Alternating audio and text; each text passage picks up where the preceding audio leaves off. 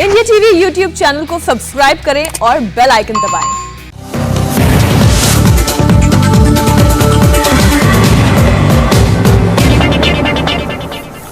नमस्कार, मैं हूं सौरभ शर्मा। राम मंदिर पर पिछले 72 घंटों से जबरदस्त हंगामा मचा है। अयोध्या में इस वक्त भी मंदिर बनाने का काम तेजी से चल रहा है, लेकिन राहुल गांधी, प्रियंका गांधी, अरविंद केजरीवाल, अखिलेश यादव की पार्टियां उनके बयानों से ऐसा लग रहा है जैसे कोई भारी गड़बड़ हो गई है। जांच की मांग की जा रही है। राम मंदिर ट्रस्ट को भंग करने तक की मांग हो रही है। ट्रस्ट भंग होने का सीधा मतलब होगा मंदिर बनने का काम रुक जाना। इस पूरे हंगामे की वजह एक छोटी सी जमीन है। हमने उस जमीन की सारी फाइल निकाली, डील की सारी क्रोनोलॉजी समझी, तथ्यों के आधार पर सारे कागजात देखकर, गवाहों से मिलने के बाद हमने ये रिपोर्ट तैयार की। इस रिपोर्ट को देखिए, इससे आपको 16 आने सच का पता चलेगा। अयोध्या का सुल्तान किसका मोहरा है? राम मंदिर की जमीन डील के पीछे कितने किरदार हैं? क्या सुल्तान अंसारी ने राम मंदिर के लिए जमीन का इंतजाम किया या सुल्तान को आगे करके किसी ने मंदिर के काम में अड़ंगा लगाने की कोशिश की? राम मंदिर ट्रस्ट को 18.5 करोड़ में जमीन बेचने वाले सुल्तान अंसारी की कुछ तस्वीरें वायरल हो रही हैं। एक तस्वीर में वो समाजवादी पार्टी के अध्यक्ष अखिलेश यादव के साथ बैठा दिख रहा है। समाजवादी पार्टी की लाल टोपी सुल्तान अंसारी के सिर पर है। दूसरी तस्वीर में सुल्तान अंसारी अयोध्या के पूर्व विधायक तेज नारायण पांडे और पवन पांडे के साथ दिख रहा है। सुल्तान अंसारी समाजवादी पार्टी के टिकट पर पार्षद का भी चुनाव लड़ चुका है। 2017 के अयोध्या नगर निगम चुनाव में विभीषण कुंड वार्ड से एसपी ने सुल्तान अंसारी को पार्षद का कैंडिडेट बनाया था। अयोध्या रेलवे स्टेशन के पास बाग बिजैसी इलाके में सुल्तान अंसारी ने 12,080 स्क्वायर मीटर की जमीन राम मंदिर ट्रस्ट को बेची है। 2 करोड़ में जमीन खरीदकर 18.5 करोड़ में बेचने वाला सुल्तान अंसारी पिछले 72 घंटे से हेडलाइन में है। मंदिर ट्रस्ट के सेक्रेटरी चंपत राय के साथ सुल्तान अंसारी की फिक्सिंग का आरोप लगाने वाले तेज नारायण पांडे और पवन पांडे समाजवादी पार्टी के वही नेता हैं जिनके साथ सुल्तान अंसारी की यह तस्वीर वायरल हो रही है। सुल्तान अंसारी की यह तीसरी तस्वीर भी बड़ी इंटरेस्टिंग है। इसमें वो राम मंदिर के लिए 51,000 रुपए का चंदा दे रहा है। ऐसे में सवाल वहीं आकर रुक जाता है, क्या सुल्तान अंसारी किसी का मोहरा है? क्या मंदिर में अड़ंगा लगाने की साजिश है?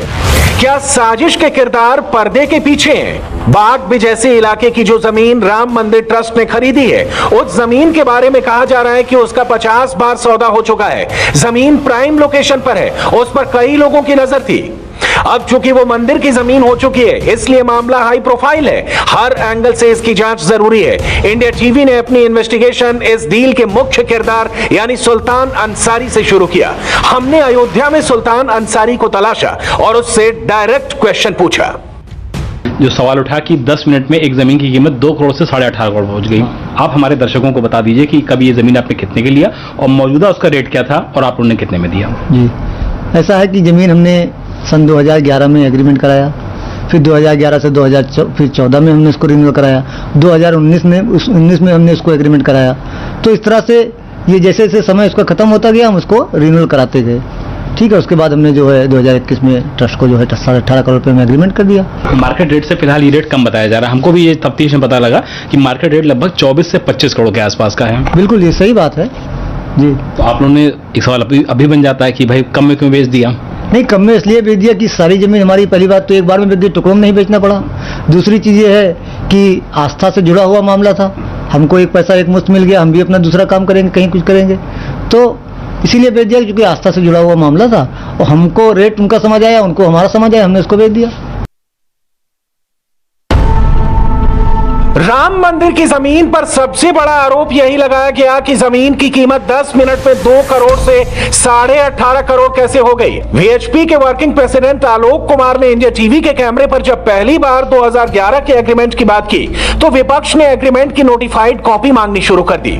अयोध्या में हमारे रिपोर्टर विशाल प्रताप सिंह ने एग्रीमेंट की सारी कॉपियां तलाश ली। 2011 का पहला एग्रीमेंट, 2014 का दूसरा एग्रीमेंट, 2019 का तीसरा एग्रीमेंट, सारे के सारे एग्रीमेंट या तो कोर्ट से रजिस्टर्ड मिले या नोटिफाइड मिले। एग्रीमेंट की सारी कॉपियां दिखाने के बाद सुल्तान अंसारी ने आगे की बात बताई। जो एग्रीमेंट 2011 का है वो हमारे पिताजी मोहम्मद इरफान, कुसुम पाठक और हरीश कुमार पाठक के नाम ये एग्रीमेंट हुआ था। ठीक है, 2014 में जब इसका रिन्यूअल हुआ, सेम उसी कंडीशन में हुआ, हमारे पिताजी हरीश पाठक, कुसुम पाठक के नाम हुआ। लेकिन जब बैनामा लिया गया तो कुसुम पाठक और हरीश कुमार पाठक के नाम हुआ, हमारे पिताजी इसमें गवाही हो गए। ठीक है, फिर जब वो बैनामा लिए तो उस बैनामा से उन्होंने हम लोगों को रजिस्टर्ड एग्रीमेंट कर दिया। हमारे नाम सुल्तान अंसारी के नाम और 8 लोग और 9 लोगों के नाम उन्होंने 2019 में एग्रीमेंट कर दिया उस जमीन को।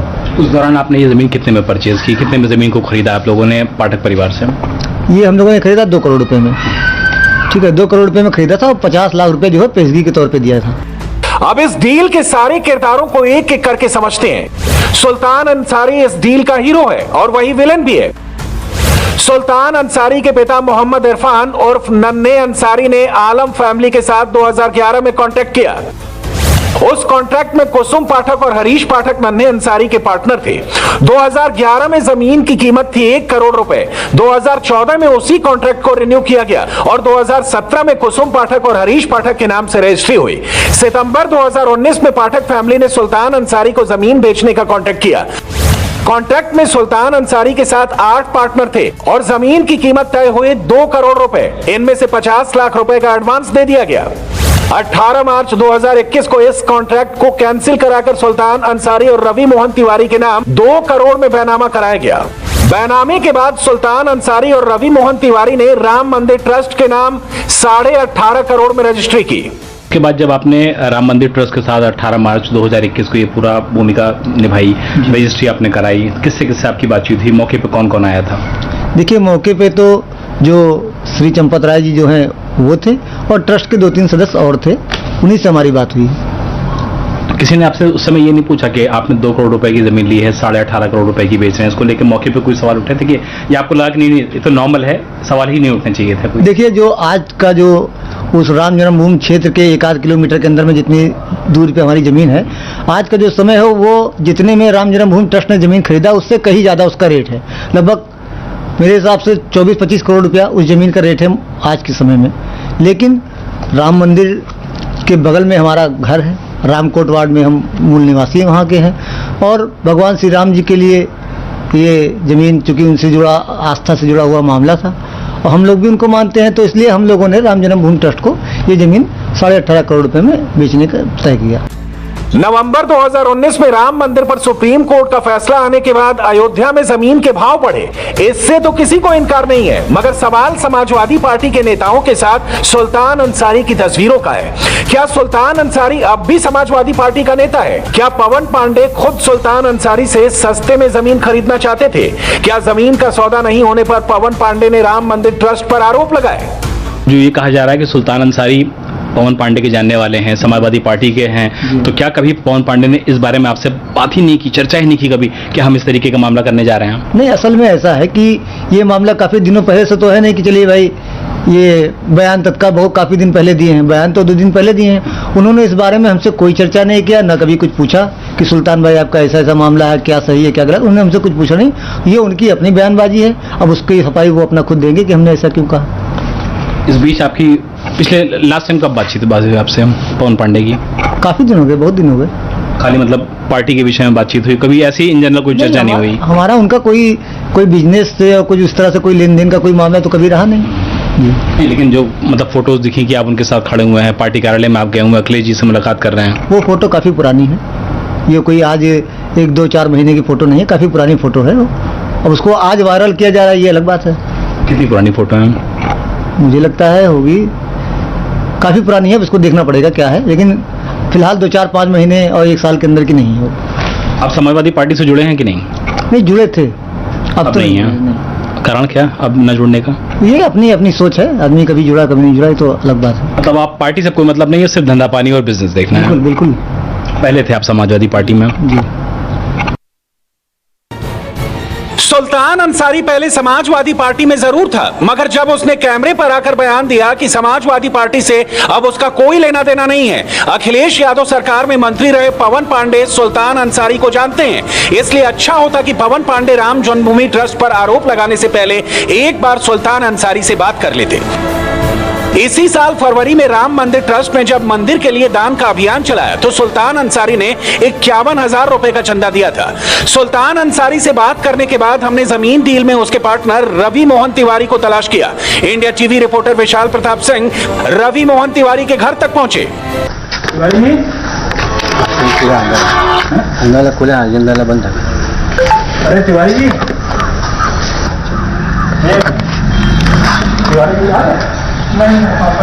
कल बात हुई थी, वो कहते इलाहाबाद गए थे, कहते आज मिलने के लिए कहे थे। मेरे साथ पता ही कि आ गए रात में वापस उनसे बात ले गए थे। अच्छा है ही नहीं यहाँ पे। जमीन का 360 डिग्री सच जानने के लिए हमने आलम परिवार को भी ढूंढा। 2011 से पहले आलम परिवार भी उस जमीन का मालिक था। आलम भाइयों ने 2011 में पाठक फैमिली से 1 करोड़ में एग्रीमेंट किया था और 2017 में 2 करोड़ में रजिस्ट्री की। जावेद आलम और नूर आलम को लगता है कि मंदिर ट्रस्ट ने महंगी जमीन नहीं खरीदी। आज उस जमीन की कीमत 25 से 30 करोड़ रुपए जरूर होगी। हमारे साथ जावेद आलम और नूर आलम, ये 2 सगे भाई हैं जिनकी दरअसल ये ओरिजिनल जमीन हुआ करती थी। उनसे बात करते हैं, जानने की कोशिश करते हैं कि इस पूरे मामले का सच क्या है। जावेद भाई, ये प्रॉपर्टी आपकी थी जी? विरासत में मिली थी या आपने किसी से परचेज की? नहीं, विरासत में मिली थी। हमारे पिताजी से विरासत में मिली थी। उनके गुजरने के बाद हमारे चारों भाइयों के नाम विरासत आई। 2011 में आपने कितने रुपए की इस पर पूरा एग्रीमेंट किया? 2011 में मैंने हरीश पाठक और कुसुम पाठक के जो मैंने एग्रीमेंट किया 1 करोड़ में जी। और उसके बाद 2017 में मैंने उनको रजिस्ट्री किया, कुसुम पाठक को और हरीश पाठक को, और 2 करोड़ में।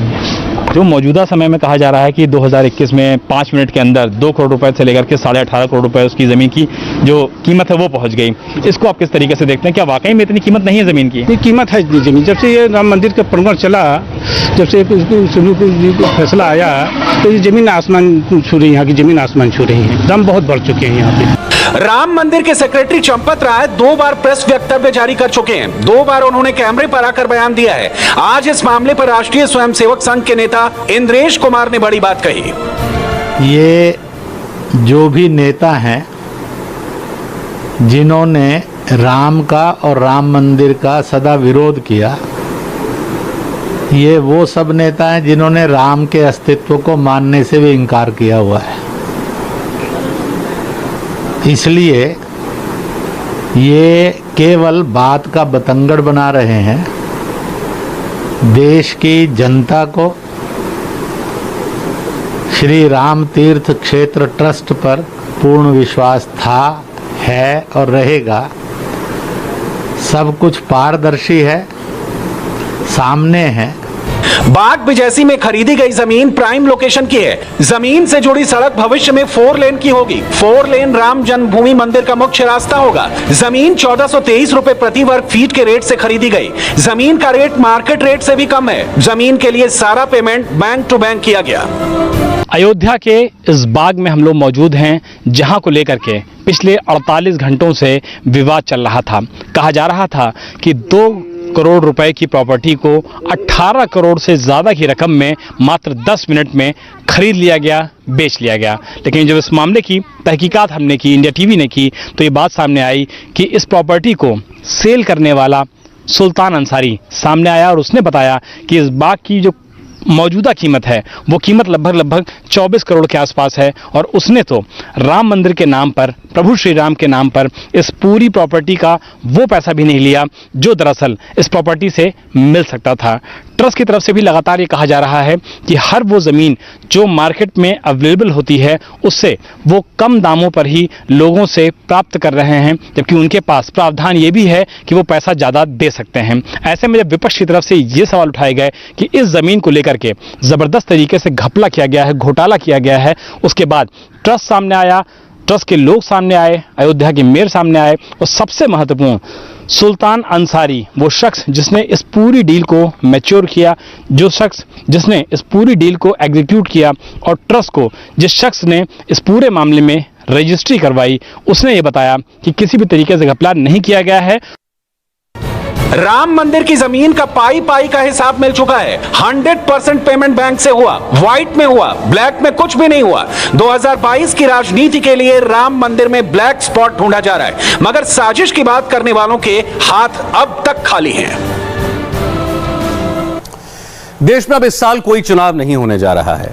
अगले इलेक्शन 2022 में होंगे, लेकिन भारत की सियासत में इस वक्त जबरदस्त उलटफेर चल रहा है। नेताओं की भागम भाग शुरू हो गई है।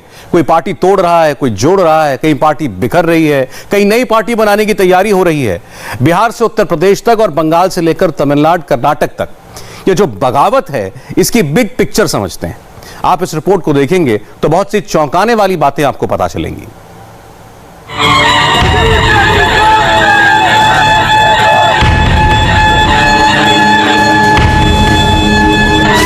छह सूबों में बगावत का बिगुल बहुत तेजी से बज रहा है। उत्तर प्रदेश, राजस्थान, बिहार, पंजाब, कर्नाटक और तमिलनाडु। उत्तर प्रदेश में मायावती का कुनबा बागी हो गया है। चुनावी साल में सवाल उठने लगा कि क्या बीएसपी बिखर जाएगी। समाजवादी पार्टी दफ्तर है। आज सुबह 11 बजे यहाँ एकदम से हलचल मच गई। बीएसपी के 9 बागी विधायक यहाँ समाजवादी पार्टी दफ्तर पहुंचे। बीएसपी तोड़कर ये विधायक अब एक नई पार्टी बना रहे हैं और उन्होंने अपना नया अध्यक्ष भी चुन लिया है। जो हमारे दल का नेता जो कहेंगे, अगर वो कहेंगे कुएं में कूद जाइए तो कुएं में कूद जाएंगे। कुछ ऐसा ही किस्सा बिहार में हुआ है। बिहार में चिराग पासवान के साथ उन्हीं की लोक जनशक्ति पार्टी में खेला हो गया है।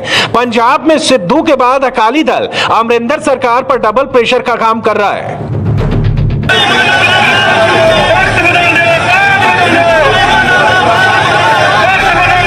ये मोहाली की तस्वीरें हैं। पंजाब में सीएम अमरिंदर सिंह के घर के बाहर ये घमासान देखिए।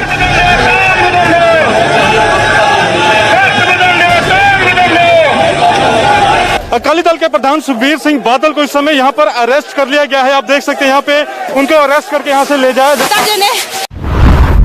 कर्नाटक में बगावत के बीच लिंगायत मठ के प्रमुख ने मुख्यमंत्री येदियुरप्पा का बड़ा समर्थन कर दिया है। वहीं तमिलनाडु में शशिकला की ऑडियो टेप ने एआईएडीएमके की बेचैनी बढ़ा दी है। राजस्थान में सचिन पायलट और मुख्यमंत्री गहलोत दोनों के तेवर से कांग्रेस आलाकमान मुश्किल में पड़ गया है।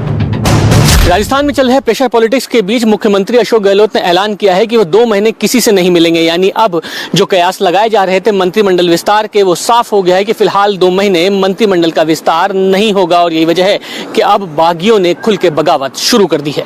पायलट गुट और गहलोत गुट के साथ राजस्थान में बीएसपी फैक्टर बहुत तेजी से काम कर रहा है। ऐसा पंजाब में भी हो रहा है, जहां अकाली दल के साथ मायावती ने गठबंधन किया है। लेकिन मायावती और उनकी पार्टी पर सबसे बड़ा तूफान इस वक्त उत्तर प्रदेश में आ चुका है। इसलिए बगावत की सबसे नई, सबसे बड़ी और सबसे चौंकाने वाली स्टोरी उत्तर प्रदेश से है, जहां बहुजन समाज पार्टी के 1 या 2 या 3 नहीं, बल्कि पार्टी से हटाए गए 11 विधायकों में से 9 विधायकों ने अखिलेश यादव से मुलाकात की है। लखनऊ का ये विक्रमादित्य मार्ग है और समाजवादी पार्टी दफ्तर है। आज सुबह 11 बजे यहाँ एकदम से हलचल मच गई।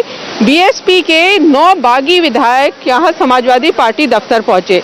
अखिलेश यादव से मिलने गए थे। ये वो गेट है जहाँ से ये 9 विधायक अंदर गए और करीब पौन घंटे इनकी मीटिंग चली है।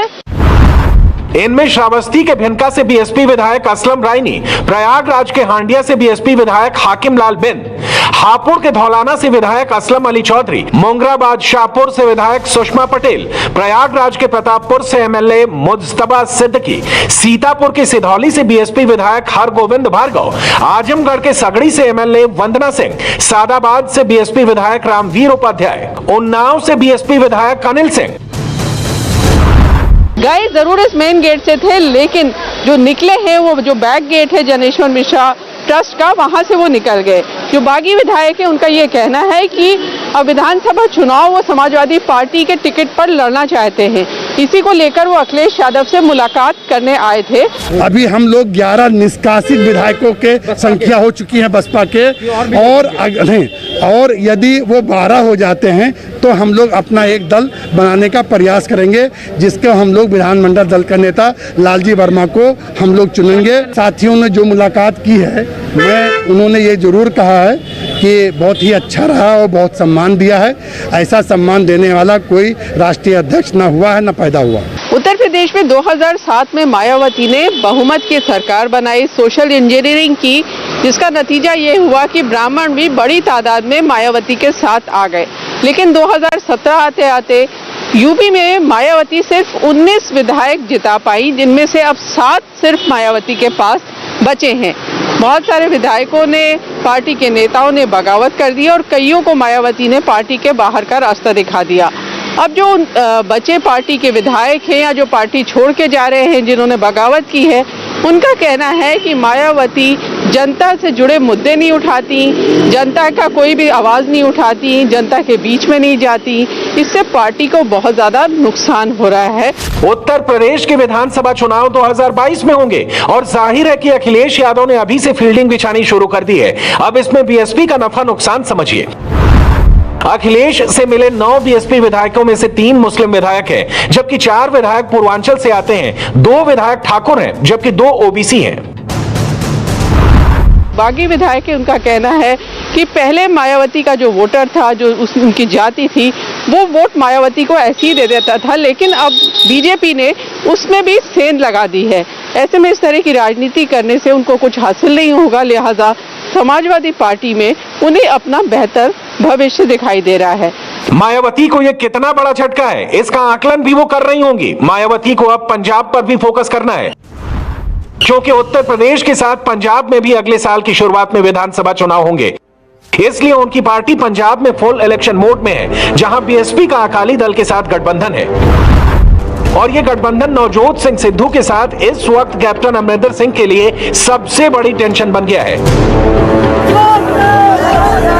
इस प्रेशर को बनाए रखने के लिए अकाली दल के अध्यक्ष सुखबीर सिंह बादल ने सिसवान में मुख्यमंत्री अमरिंदर सिंह के घर के बाहर प्रदर्शन किया।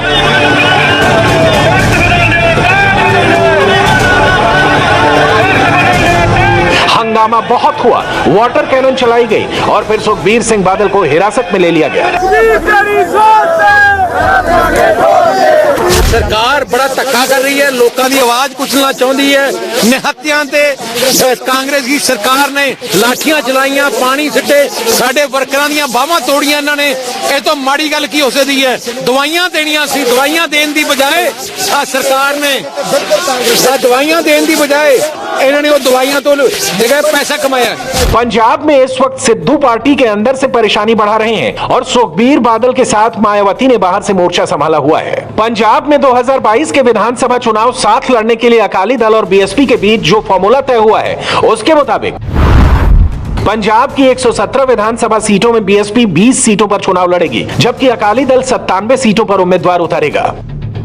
पंजाब में जो बीएसपी सुखबीर सिंह बादल की ताकत बन रही है, अब वही बीएसपी एंगल कांग्रेस के लिए राजस्थान में मुसीबत बन गया है। इस वक्त कांग्रेस के लिए राजस्थान की स्टोरी को 4 पॉइंट से समझिए।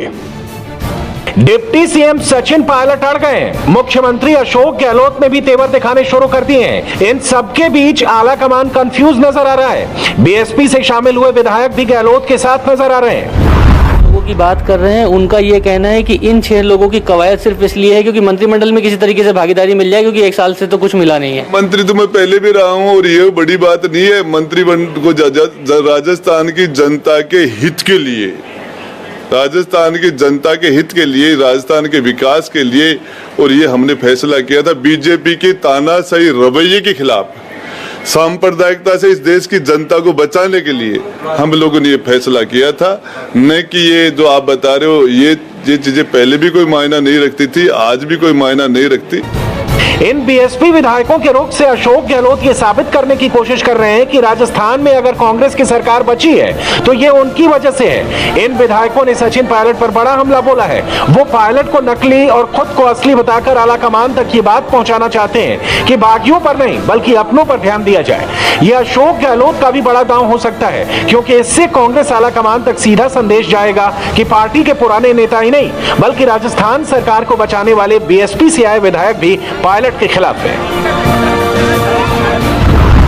सत्ता में भागीदारी को लेकर पायलट गुट भले ही दबाव बना रहा हो, लेकिन बसपा से कांग्रेस में शामिल हुए विधायकों ने इन विधायकों के खिलाफ मोर्चा खोल दिया है और साफ कह दिया है कि पार्टी के खिलाफ जो विधायक लगातार शामिल रहे हैं उनके खिलाफ अशोक गहलोत कार्रवाई करे। राजस्थान के इस पूरे एपिसोड में सबसे बड़ा डेवलपमेंट ये है कि वहां अब कैबिनेट विस्तार पर ब्रेक लग गया है और यह सचिन पायलट गुट के लिए बड़ा झटका है। ऐसा इसलिए क्योंकि अशोक गहलोत ने कहा है कि डॉक्टरों ने उन्हें पोस्ट कोविड किसी से ना मिलने की सलाह दी है और अब वो 2 महीनों तक किसी से मुलाकात नहीं करेंगे। यानी गहलोत ने खूंटा गाड़ दिया है और अब जो आला कमान तक सचिन पायलट को मनाने की कोशिश कर रहा था, उसके सामने गहलोत ने नाप पिघलने वाला रुख अख्तियार कर लिया है। राजस्थान में चल रहे सियासी घमासान में अशोक गहलोत और सचिन पायलट गुट आमने सामने हो गया है। पहले तो पायलट गुट ने सत्ता में भागीदारी के लिए प्रेशर पॉलिटिक्स बनानी शुरू करी, लेकिन वहीं अब गहलोत गुट ने खुल के साफ कर दिया है कि जिन लोगों ने बगावत की थी वो फिलहाल गद्दार हैं और वो अशोक गहलोत के साथ ही रहेंगे। राजस्थान की पॉलिटिकल स्टोरी में इस वक्त कांग्रेस के वरिष्ठ नेता और चूरू के सरदार शहर से विधायक पंडित भंवरलाल शर्मा, जो पहले सचिन पायलट के साथ थे, अब उन्होंने कहा है कि सचिन पायलट उनके नेता हैं, लेकिन अशोक गहलोत उनसे भी ऊपर है। वो विधायक जो कल तक के सचिन पायलट के गुट में हुआ करते थे, वो अब अशोक गहलोत के समर्थन में कसीदे पढ़ते नजर आ रहे हैं। उसमें से सबसे बड़ा नाम है भंवरलाल शर्मा, जिन्होंने साफ कह दिया है कि राजस्थान की सरकार में फिलहाल कुछ भी ऐसा नहीं है कि खराब हो, सब कुछ सही चल रहा है। सभी लोगों की अपनी महत्वाकांक्षा होती है। एक बार MLA बनाए उसकी महत्वाकांक्षा है और 7 बार बनाए उसकी भी महत्वाकांक्षा है। इसलिए महत्वाकांक्षा को मुख्यमंत्री किस प्रकार शांत करेंगे, वो मुख्यमंत्री का काम है। इसका तो मैं सचिन पायलट का तो पहले कह चुका आपको कि कोई बीजेपी में नहीं जा रहे हैं। और राष्ट्रीय स्तर पे क्या हो रहा है, अब तृणमूल से मुकुल राय गए, वापस आ गए, कहते हैं 33 MLA वापस आएंगे। आज बिहार में क्या हुआ, चिराग पासवान को अकेला छोड़ दिया। ये राजनीतिक उथल पुथल तो पूरे हिंदुस्तान में चल रही है। वो विधायक जो लगातार पिछले कई सालों से पायलट के हिमे में थे, वो अब अशोक गहलोत के समर्थन में उतर आए हैं। भंवरलाल शर्मा ने साफ कह दिया है कि फिलहाल अशोक गहलोत सरकार में सब कुछ अच्छा है, किसी भी विधायक में कोई गुटबाजी नहीं है, वो अशोक गहलोत के साथ है। और ऐसे कई विधायक भी हैं जो अशोक गहलोत के समर्थन में बैठे हुए हैं। अब राजस्थान से चलते हैं बिहार और दिखाते हैं कि वहां बगावत पर नया खेल क्या हुआ है। 2 दिनों से जिस लोक जनशक्ति पार्टी में बवंडर मचा हुआ था, उसमें पासवान फैमिली को लेकर बड़ा उलटफेर हो गया है। चिराग पासवान को LJP अध्यक्ष पद से हटा दिया गया है और अब उनके चाचा पशुपति पारस पार्टी के राष्ट्रीय अध्यक्ष बनने जा रहे हैं। इसे लेकर चिराग पासवान ने ट्विटर पर अपना दुख बयां किया है। उन्होंने चाचा के नाम लिखी एक पुरानी चिट्ठी शेयर की, जिसमें चिराग ने लिखा है कि जब जरूरत थी तब उनके चाचा ने साथ छोड़ दिया। पापा की तरह ही पशुपति पारस को परिवार और पार्टी को एक साथ रखना चाहिए था। चिराग ने कहा है कि मां समान पार्टी के लिए धोखा नहीं करना चाहिए और साथ में यह कि वो पार्टी और परिवार को साथ रखने में नाकाम रहे। बिहार की राजनीति में बड़ा ही दिलचस्प मोड़ सामने आ रहा है। दरअसल लगातार जो 2 खेमे बन चुके हैं LJP में, चाहे वो पशुपति की बात करें या फिर चिराग पासवान की। दरअसल चिराग पासवान को अध्यक्ष पद से हटा दिया गया, जिसके बाद फिर भी उन्होंने कार्यकारिणी बैठक की।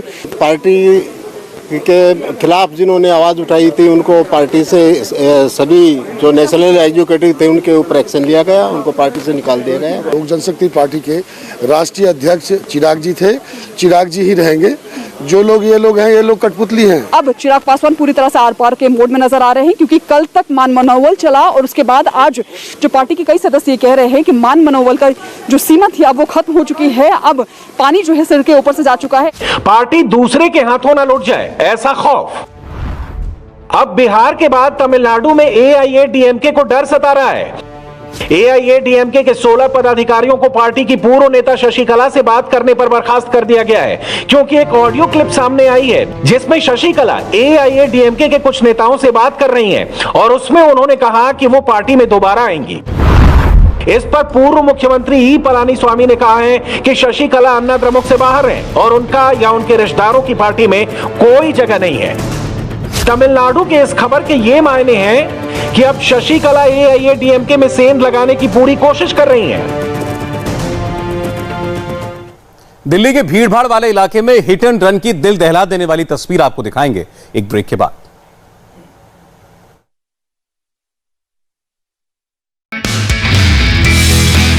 नमस्ते, मैं हूं मीनाक्षी जोशी। वीडियो और खबरों से अपडेट रहने के लिए India TV YouTube channel subscribe करें, बेल आइकन दबाना ना भूलें। जुड़े रहें इंडिया टीवी के साथ।